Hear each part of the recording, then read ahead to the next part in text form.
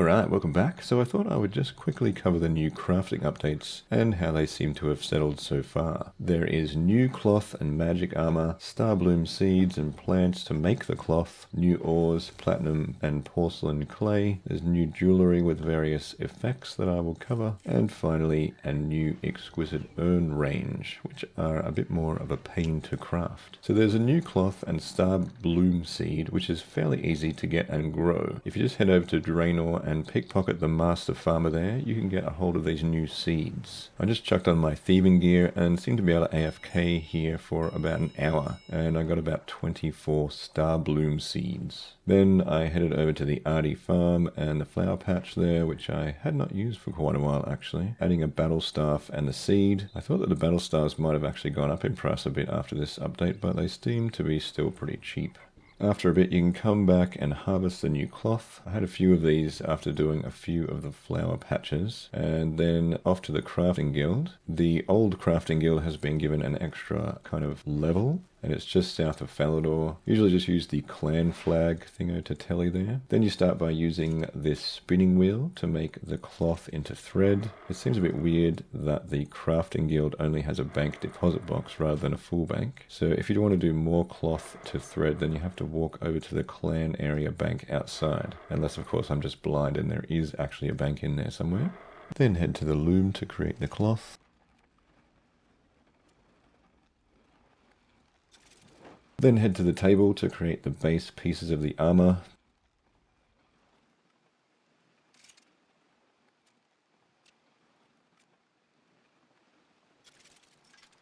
There is a small flash on the table here and it gives you a little countdown, so you have to click it kind of like a little random event to stop there being a fault in the item. If you miss a few of these, I think it's about 6, they're kind of like random events, and then the item will need to be repaired at the repair station. Then after this table you can move to the armor stand, and it's more of the same with the same kind of event flash to make sure you're paying attention. It's weird that this is such an AFK task that they want you to click every 30 seconds or so, even though it is very AFK, to prevent faults in the items. Do they want you to AFK or not? I'm a bit confused. Anyway, I guess if you do AFK the items, you can just repair them anyway using the repair station, so it's not that bad. I made each piece of the set and listed them on GE, but even a day or two after the update they were not selling, so not really great demand for the Starbloom armor pieces. They also added some new ore, platinum.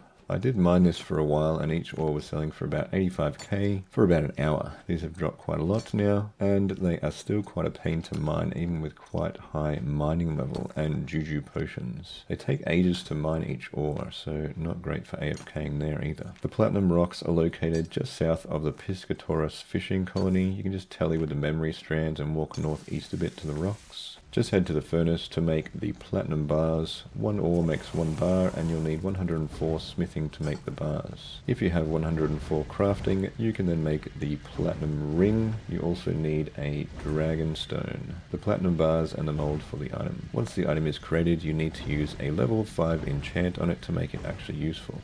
What do the new jewellery actually do? I'll list here the new items and the crafting levels to make them and what they do. Combat damage and reflection ring. At level 104 you can create a platinum ring. Once this ring is enchanted, it is called the Ring of Retribution, man that's hard to say, and gives 23 damage bonus to all combat styles. Also reflects a portion of the damage taken back to the attacker, so I guess this could be a good upgrade to some of the current combat rings. New skilling necklace. At level 105 the platinum necklace enchanted into the Insatiable Spirit necklace. This one consumes 1 additional stone spirit, wood spirit, or anima stone spirit for the resource and gives you 10% of the original XP. I'm not sure if consuming this additional spirit also gives you the additional item or just the bonus XP, but I would assume that it gives you the item as well. Otherwise it's a bit of a rip, a whole spirit for only 10%. Farming ring. At 106 you can turn the platinum bracelet into the Sunburst bracelet, which skips 1 growth stage when planting a seed. This seems like quite a nice farming bonus, so make sure you add that to your farming gear loadout. Expert skilling amulet. At 108 you can turn the platinum amulet into the amulet of the expert.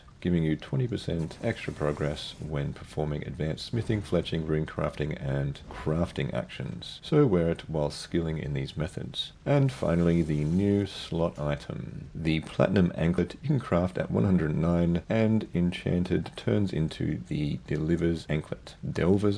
I'm not sure of the name. This one's a bit weird as it reduces run energy. Now, I don't know about any of you, but my run energy seems to never deplete unless I accidentally turn it off. So that is a bit of a weird stat, but maybe good if you have a lower agility level. And it also allows you to teleport to some of the Slayer dungeons. Maybe this one's targeted at lower levels, I think, which is a bit weird for such a high level item. New urns. The Exquisite Urns have been added. They are made with porcelain and a gem, and then a rune needs to be added depending on the urn type. Porcelain requires 102 mining together. The only location for this rock is currently in the Everlight Porcelain Clay Mine. Just head over to Everlight for the archaeology journal if you have unlocked this location, and then down into the mine area, which is just kind of across the first section when you teleport to Everlight. Porters do work with this. The clay goes to your bank. Once you've mined enough clay, just mix it with water to make it into the soft porcelain clay, and it's ready to be turned into your selected urn type. I just grabbed a few ores for testing the urns, so here we go. It takes ages to mine this stuff, and it's not very AFK, similar to the new platinum rocks. You can just leave it to mine AFK, but you don't get very many ores. I have fairly decent gear at 120 mining, I just don't have the best pick yet, so maybe upgrading that will make a difference. After you have the clay, and add water to it to make soft porcelain clay, and then you can start making your exquisite urns. This is actually quite a process. Each urn needs a different gem added to it, so the mining urn now needs a jade gem. So finally we have a use for the gems that used to be quite useless. I guess I should start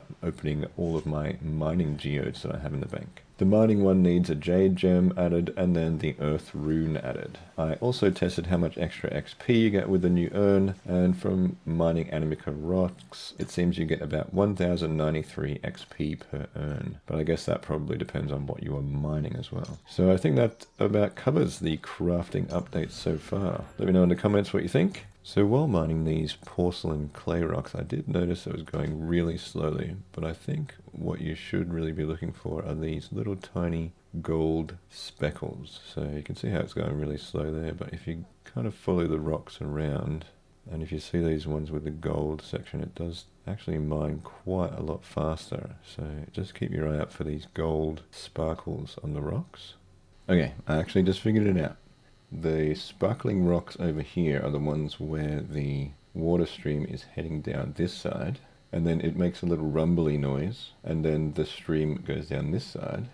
And so when you're mining these ones with the water stream going past, you actually get the soft porcelain clay. And then if you go over this side without the water stream, you get the porcelain clay by itself, which you then have to add water to. So if you keep going backwards and forwards between these two sides, you will get a lot of the soft clay, which then removes the step of adding water later on. So that is what the sparkly dealy things do on these rocks, I think. Alright, so there you can see it's just done that little event flashy thing, and now the rocks, we just switch to the other side.